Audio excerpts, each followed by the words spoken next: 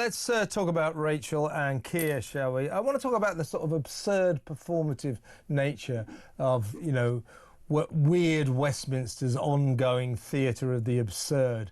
I mean, so yesterday, Rachel from Accounts, Rachel from Complaints, has to stage this complete U-turn. And don't make any mistake here. This is a total U-turn. Whatever they say, what they're going to do now is pay every pensioner in the country the £300 winter fuel allowance. They then, you know, using weasel words, say, oh, those over £35,000 will get it back when they do their tax returns.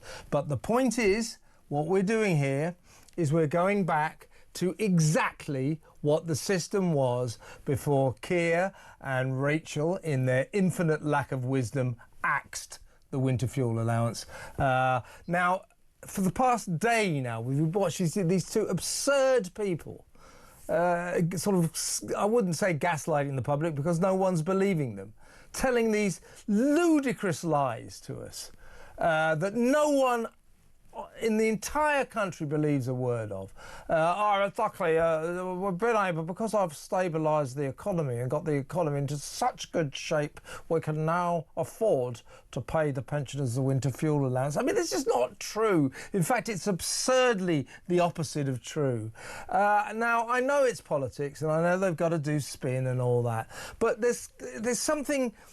It's getting a bit absurd with this lot, isn't it? Keir and Rachel in particular, just constantly just telling us little boy lies. You know, they're like a kid who turns up and hasn't done his homework. Sorry, sir, I missed the bus. Sorry, sir, I dropped my satchel or something. It's pathetic, and everybody knows. Do we have to go through this nonsense? Couldn't they just, for once in their craven lives, say, listen, we got that a bit wrong. It's upset everybody. So here's what we're going to do. We're going to bring back the winter fuel allowance, and we're a bit sorry about that. Sorry we did that. If they did that, they get so much more mileage. But they are in the clutches of their self-styled brilliant spin doctors who are complete idiots, who couldn't spin plates. And off they go, staring us in the face from the TV screens, telling us silly, barefaced lies. It's a weird spectacle, isn't it? It is. I remember back in the Tony Blair government, David Blunkett, when he was Home Secretary, announced some policy, and then 3 months later, he retracted it, and we all said, "Oh, you've got it wrong, haven't you? You've got it wrong. You got it wrong." And he said, "Yes, yes, I got it wrong, completely wrong. Very sorry." And that's why David Blunkett is a class act, and you know, so. And why I think Rachel Reeves is a bad person. I think you're right. I think that is emerging. I think she really is.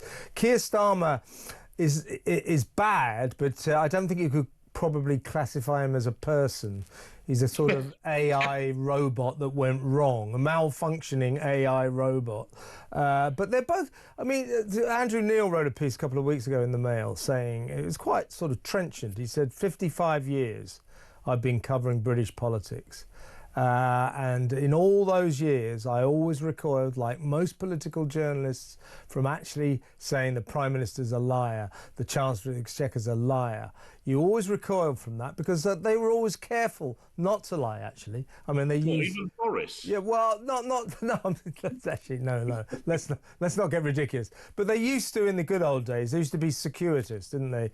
If they needed to not tell you the truth, they'd find a way of doing it without actually lying to your face. These two, this government, Keir Starmer and Rachel Reeves, as Andrew Neil said, he said, I've never come across this ever before. These two people, this government, are gaslighting the nation of Britain on an epic scale. They lie and they lie and they lie. This is unprecedented, the amount of lying this government's doing. Yes, though you could, in fairness, Kev, you could argue that the Conservative government set a bit of a precedent for the whole thing, with Boris and so on. But yes, you're right. I mean, certainly on domestic issues, Sir Keir Starmer and Rachel Reeves have been pretty disgraceful. And Reeves particularly, there hasn't been you will never get a word of contrition out of that awful woman.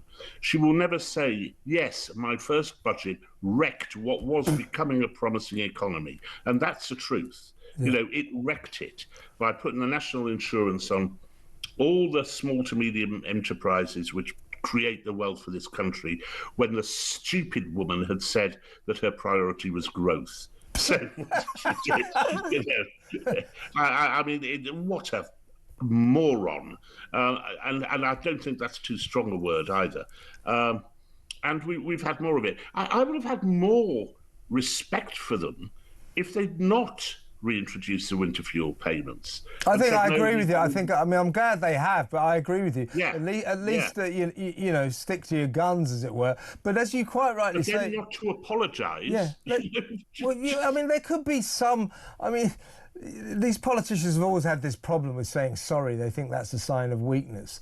But she was asked constantly, which has been all through today, will you apologise, will you apologise?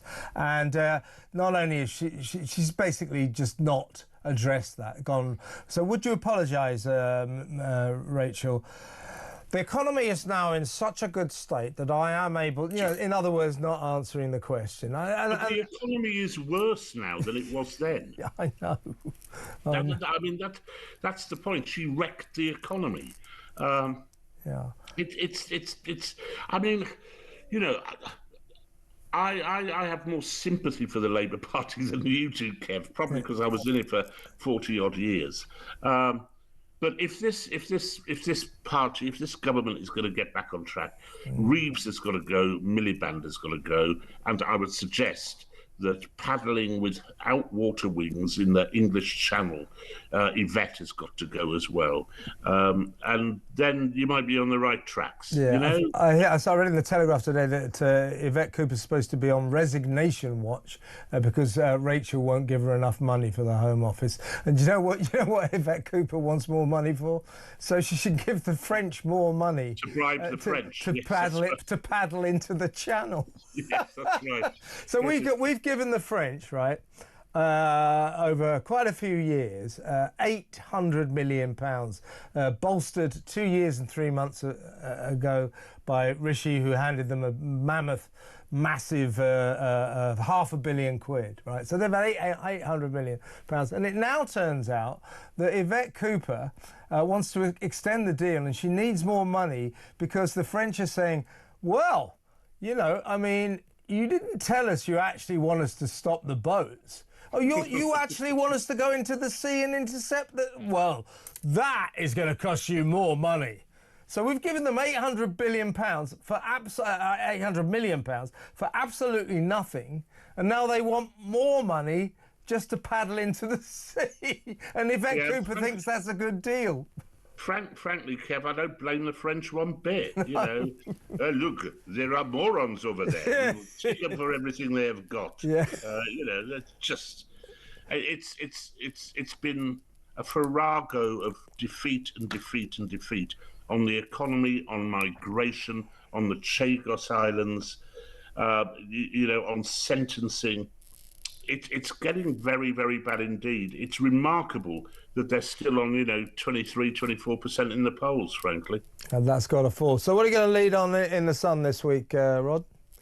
Well, I might have a look at Mr. Higginson, actually. He's quite interesting. Yeah, you should. Do bring it to a wider audience, because but I think it's a more important... I mean, it's a horrible example of cruelty, but it raises the issue of us, an alleged nation of animal lovers, in the way that we punish people who are inordinately cruel to animals. We do not display any love for animals whatsoever, and we've got to do something about it. Rod, great to talk to you.